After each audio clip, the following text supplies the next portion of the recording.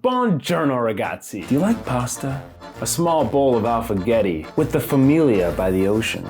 Perhaps some watermelon on the balcone with some friends. Or maybe you enjoy tending to the fishing nets with your nono. Who are these kids? Seriously, who are these kids? Set in a beautiful seaside town on the Italian Riviera. This original animated feature is a coming-of-age story about one young boy experiencing an unforgettable summer filled with gelato, pasta, and endless scooter rides. Luca shares these adventures with his newfound best friend, but all the fun is threatened by a deeply held secret. He is a sea monster just below the water's surface. Like and subscribe. Piacere, Girolamo Trombetta.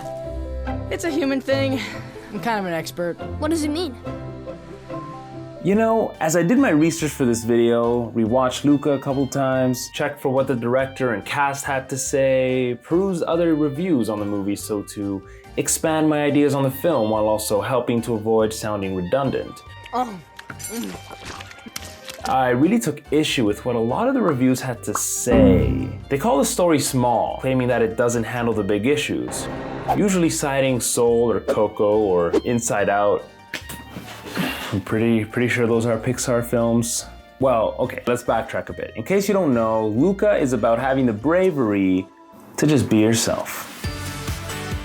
And while it doesn't take us on some giant blockbuster of a journey to get there, the message is so fundamental, I can't imagine it being small. It's also pretty consistent with most other animated attempts at indoctrination, socialization. Hey, we're social creatures. I get it. I'm hip to it. I love me some animated indoctrination. The movie starts under the sea on a sea creature ranch, and right away we're introduced to Luca as a curious protagonist. While he has grown to fear the unknown and readily scolds Giuseppe on its dangers. I've got news for you. He's either dead or he's out there somewhere, seeing the world. But he's probably dead. He can't help but long for it. And we're introduced to this common theme of seeing something just out of sight. Luca constantly peers to something beyond, behind some veil or threshold. Yeah, I think we're onto something. I think I'm willing to follow this fish trail.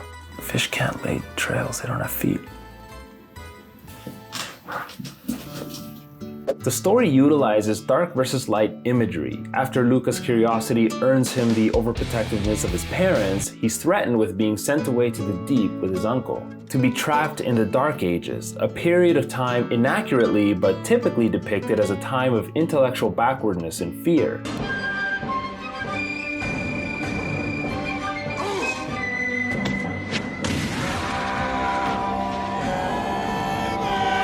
Instead, our daring protagonist is coaxed into the light by his newfound friend and into a personal renaissance, or rebirth. An era that the movie seems to celebrate, featuring Da Vinci's flying machines, Galileo's telescope, as well as non-Renaissance moments of Italian brilliance, the ancient Colosseums, and Pinocchio, an Italian story about trying to be a real boy. Wow.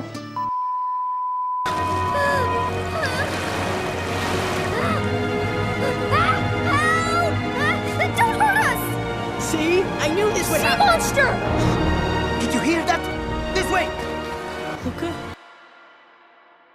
This movie highlights issues far beyond the scope of Luca's maturity as a digestible child's tale. Issues we're still trying to resolve today as adults. And if sci-fis are any indication... Long live the fighters! We'll be resolving those issues for all time, making this tale a timeless one. Some people, they'll never accept him. But some will. And he seems to know how to find the good ones. If watchability is the vowels, then the consonants, well, those are the details that really bind this authentic Italian pasta together. Probably my favorite little bit is that handshake at the start and end of Luca and Alberto's summer. Piacere, Girolamo Trombetta. Seriously, what does that mean? A phrase that sounds like you're greeting someone named Girolamo Trombetta. a pun Italian kids would use to greet one another. It translates to nice to meet you, I twist my hand, trumpet. Mind you, there's many versions of this handshake that just weren't appropriate enough for a child's tale.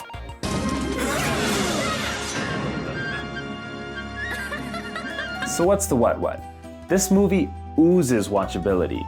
You don't have to think that hard about it, or you can go full-on film croissant, like we like to do in this channel. It has pretty much as much meaning hidden in the details as you'd like there to be. An array of representation that, while unintended by the filmmakers, is definitely there and better for it.